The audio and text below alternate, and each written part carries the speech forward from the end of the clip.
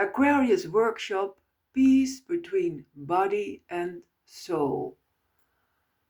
I start with a quote from Pathwork Lecture 149 with the title Cosmic Pull Towards Evolution.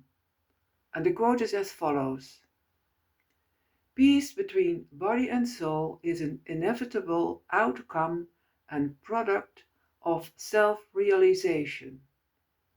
It is erroneous to believe that the body can simply be left aside in the great venture of integration. When the body is shed, without this integration having taken place, it is a work that still remains to be accomplished. End of quote from Pathwork Lecture 149. The Pathwork Lectures understand the soul as the sum of the total inner personality.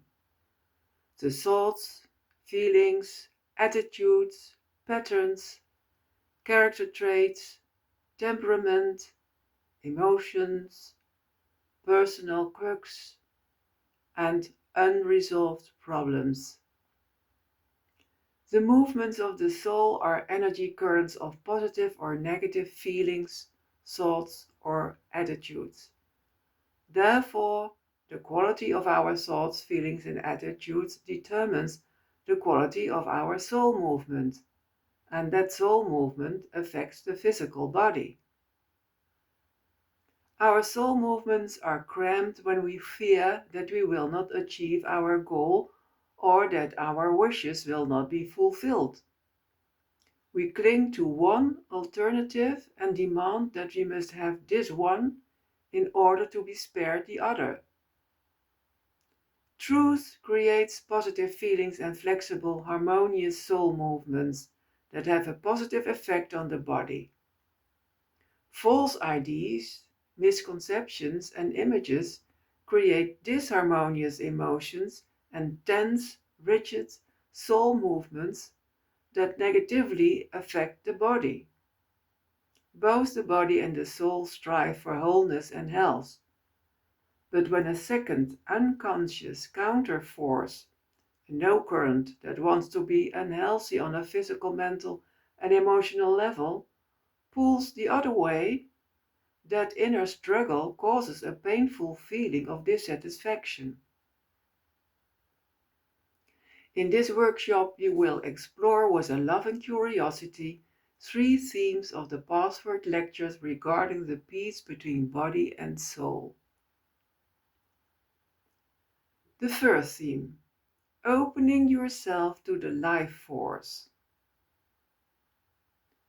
The life force, the yes stream, the true self, the divine, and the now are one and the same. This superintelligence is constantly available to give answers and guidance. But it will never impose itself. We must make the connection with the life force ourselves. However, if soul movements are disharmonious and tense through illusions and misconceptions, contact with the life force will be impossible.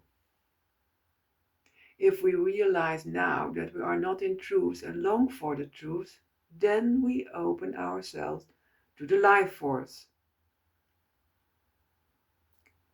The next quote stems from Pathwork Lecture 48. Wherever you have your images, your wrong conclusions, your conscious and unconscious ignorance and errors, you do not live in truth, and therefore you prohibit the life force, which, among many other attributes, is always a healing force. Healing for your body, for your mind, your soul, and your spirit. Thus you will readily believe that all physical sickness is only a chain reaction, a final outer manifestation of obstructed life force. Whenever you have such blocks or obstruction within your soul, the only way to cure this malady is to prepare for the proper reception of the life force. End of quote from Pathwork Lecture 48. The second theme, moving through your negative emotions. The greatest pain and confusion we experience is when we do not realize that we ourselves have created our experiences through negative emotions. At that moment, we feel helpless at the mercy of a greater power that we do not understand. We can voluntarily choose to face these negative emotions and try to understand what has caused them in us. Then we accept these emotions in a healthy and relaxed way. Only when we fully accept our negative emotions can we move through them and transform them. The next quote stems from Pathwork Lecture 160. You have, for example, experienced how anxiety can loosen up as you fully face and understand it, as you express it directly and convert it into its component parts of other emotions you had denied, perhaps rage, hurt, sadness. When these emotions are fully experienced in body and soul and honestly expressed without acting out against any scapegoat, the torturous feelings turn into warmth and pleasure. The feeling of a life peace accompanies this experience. Your body and soul are streaming in pleasure currents when you no longer run away from feared emotions. End of quote from Pathwork Lecture 160. The third and last theme, experiencing the unity of body and soul. Due to collective misconceptions about the body, we tend to ignore the body and consider the needs of the body as secondary.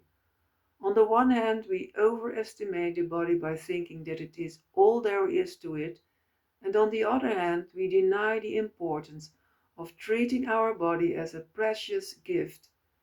Enjoying the body is no less spiritual than spiritual, mental, and emotional pleasure. The Aquarian person experiences the unity of body and soul and loves all aspects. The last quote stems from Pathwork Lecture 240. Where and how do you love your soul, your mentality, your body? Go deeply into the meditation in which you let yourself know that you are divine, that you need to fully face yourself in all aspects and only increase the sense of divinity. Let your consciousness align itself with the divine will of loving yourself without indulging yourself, without whitewashing your lower self, seeing it straight, and loving your beautiful structure, loving your incarnation, loving all that is around you, even that which seems to infringe in some way on you. Recognize its lesson and begin to love it. End of quote from Pathwork Lecture 242. I wish you peace and all the best. Thank you.